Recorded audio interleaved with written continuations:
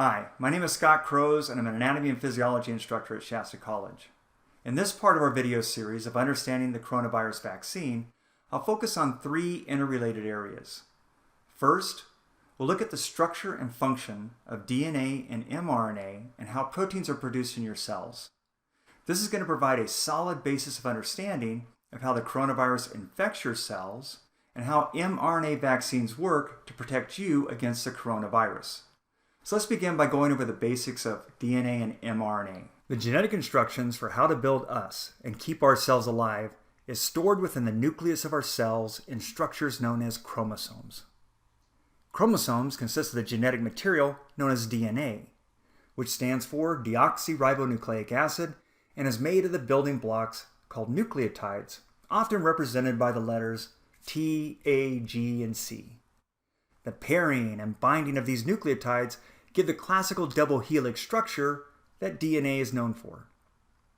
A gene is just a particular sequence of nucleotides that provides the instructions for how to build a protein. You can look at chromosomes and their genes as a blueprint or recipe book for making proteins. But DNA can't build the proteins on its own. It needs mRNA, which stands for messenger ribonucleic acid, and special organelles called ribosomes. Like DNA, mRNA is also made of nucleotides, but there are differences, such as mRNA is single-stranded. Here, a Game of Thrones character shows a great example. RNA is single-stranded, DNA is double-stranded. The instructions in DNA are extremely valuable, and thus never leave the protection of the cell's nucleus. It's like a rare library book that you can't check out. It can only be read in the library. If you want to take the book's information out of the library, you need to make a copy. The cell does the same thing. When it needs to make a particular protein, a copy of those instructions are made in the form of mRNA. This is where the M in messenger RNA comes from.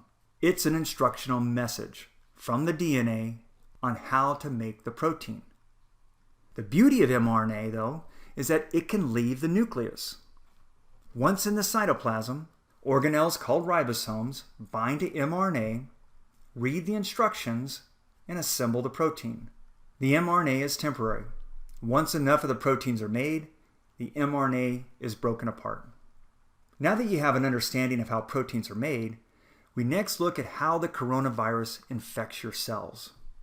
The coronavirus, or SARS-CoV-2, which stands for Severe Acute Respiratory Syndrome, Coronavirus 2, is a virus that can cause COVID-19 disease, which stands for Coronavirus Disease 2019. The corona portion of the name describes the spike-like proteins that surround the virus, giving it a crown-like appearance. The Latin term for crown is corona. These spike proteins are important, as they are used like a key to bind to receptors on a cell and trick the cell to bring in the virus. The specific receptor that the virus's spike protein binds to is called the angiotensin converting enzyme 2 receptor, or the ACE2 receptor. This particular enzyme receptor is involved in regulating processes such as blood pressure, inflammation, and wound healing, the details of which are beyond the focus of this video, but is fascinating physiology. The importance of knowing the type of cells that have this particular receptor can help us understand why certain organs are more severely affected by the virus. The ACE2 receptors are expressed in the cells such as those lining the nasal mucosa, blood vessels, and organs including the lungs, intestines, liver, heart, brain, and kidneys. So these organs are particularly vulnerable to the harmful effects of the virus, and can explain why we see infected individuals having symptoms such as loss of smell, pneumonia, lung damage, GI stress, kidney failure, neurological changes, as well as damage to the heart and vasculature. Once inside, the virus releases its genetic material that's in the form of messenger RNA. The cell's own ribosomes bind to the viral RNA and build the components for new virus. The virus tricks our cells into making more of the virus. The newly made viruses are released from the cell and can affect other cells through the same process. Our immune system can also be activated to destroy the virus, details of which are explained in another video. At the time of making this video, 2 companies, Pfizer and Moderna, have received FDA approval for their mRNA vaccines and are being distributed. They both were developed and worked in a similar fashion.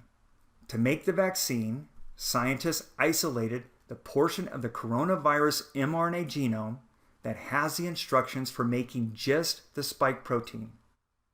They made lots of copies of the mRNA for the spike protein and packaged it into lipid nanoparticles, which are similar in structure to the lipid transport vesicles used in our body. After injection of the vaccine, the mRNA for the spike protein enters a cell, and using the cell's ribosomes makes these spike proteins that are found on the coronavirus.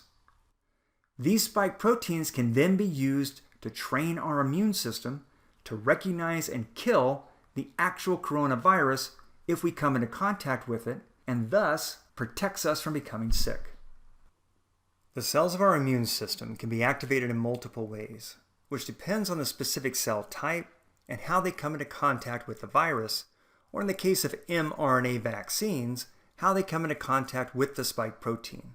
For example, after injection of the vaccine into muscle cells use mRNA to make the spike protein that can be released into the surroundings and or placed on the cell's surface attached to special proteins called major histocompatibility molecules, or MHC molecules. Both the free spike proteins and those attached to MHC molecules are used to activate cells of our immune system. In a similar fashion, immune cells, called antigen-presenting cells, or APCs, can take up the mRNA vaccine and make the spike protein, as well as take up and process free-floating spike proteins. These antigen-presenting cells are found throughout the body, but are concentrated within the lymph nodes. They are called antigen-presenting cells because they process antigens, which in this case is the spike protein, and put it on their MHC molecules that are used to activate immune cells. Once activated, immune cells such as T cells and B cells are vital to destroying the coronavirus, as well as any other pathogen that we may come into contact with. So the extraordinary beauty of the vaccine is that you are getting the activation of your immune system to fight a virus that you've never been exposed to. Because the activation is due to just a small, non-harmful part of the virus, the spike protein, there is absolutely no chance that the vaccine will cause you to be sick with COVID-19. Other videos in our series will provide more detail about the amazing processes of our immune system cells and how their activation by the vaccine provides immunity. As a preview, take a look at what happens when B cells become activated due to the vaccine.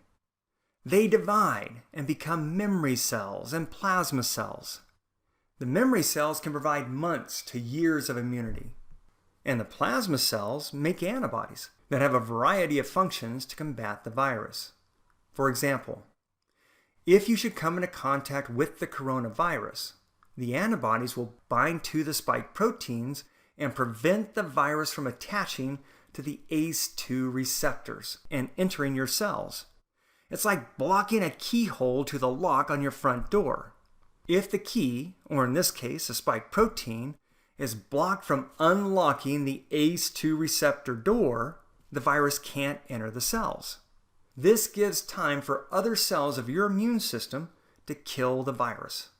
What an awesome mechanism that our body has to keep us alive, and what an important advantage we have to get vaccinated, which activates our immune system to protect us from getting sick should we ever come into contact with the coronavirus.